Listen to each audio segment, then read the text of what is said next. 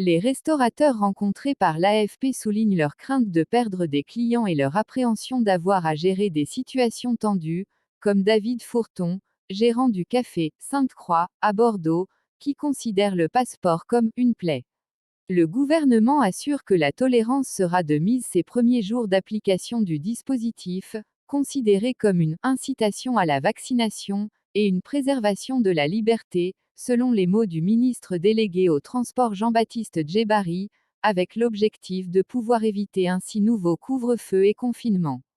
Déjà en vigueur dans plusieurs pays européens, et en France dans les lieux de culture depuis le 21 juillet, le passeport sanitaire prend la forme d'un code QR à présenter au restaurant et dans les cafés, au cinéma, au musée, au théâtre, dans les transports longue distance. Il pourra aussi être exigé sur décision préfectorale dans les commerces de plus de 20 000 m², mais pas chez le médecin généraliste. Il le sera en revanche dans les hôpitaux, tant qu'il n'est pas un frein à des soins utiles et urgents, a souligné le ministre de la Santé Olivier Véran. Un passeport sanitaire valide témoigne d'un schéma vaccinal complet, du rétablissement de la maladie à travers un certificat de test positif d'au moins 11 jours et moins de 6 mois, ou d'un test négatif de moins de 72 heures. Là où il est en vigueur, le port du masque ne sera plus obligatoire.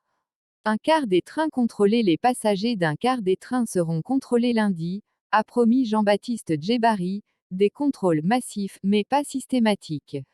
Gare aux fraudeurs. Une personne utilisant le passeport d'un proche sera passible d'une amende de 750 €, forfaitisée à 135 € si elle est réglée rapidement, un montant qui montera à 1 500 € en cas de récidive dans les 15 jours.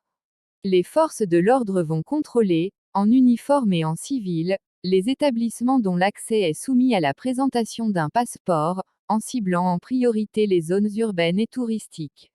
Un professionnel qui n'appliquerait pas les contrôles requis en cours, si ce manquement est constaté, à plus de 3 reprises au cours d'une période de 45 jours, jusqu'à 9 000 € d'amende et 1 an d'emprisonnement.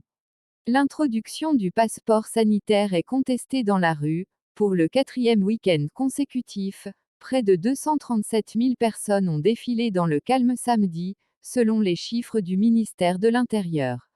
L'ex-FN Florian Philippot, préside du parti pro-Frexit Les Patriotes qui a fait de la lutte contre la stratégie sanitaire de l'exécutif son cheval de bataille, a appelé à accélérer la mobilisation, tandis que le Rassemblement national exhorte le gouvernement à renoncer à cette mesure disproportionnée, liberticide et discriminatoire.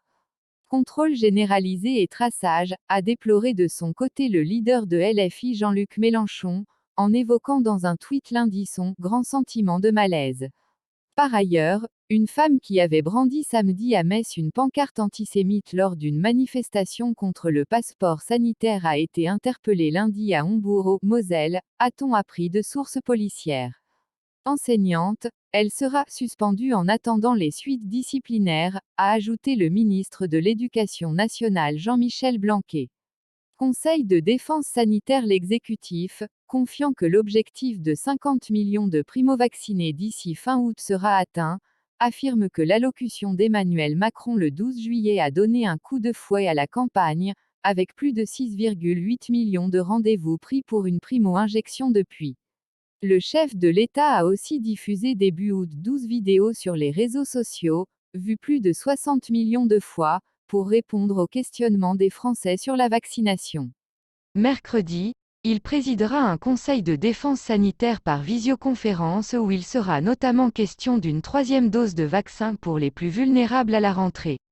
Selon Santé publique France, 44 739 322 personnes ont reçu au moins une injection, soit 66,4% de la population totale, et 37 231 075 ont désormais un schéma vaccinal complet, 55,2%, mais face à une situation critique en Guadeloupe et en Martinique, où la saturation des hôpitaux a poussé le gouvernement à envoyer des soignants en renfort, le ministre des Outre-mer Sébastien Lecornu se rend sur place à partir de mardi.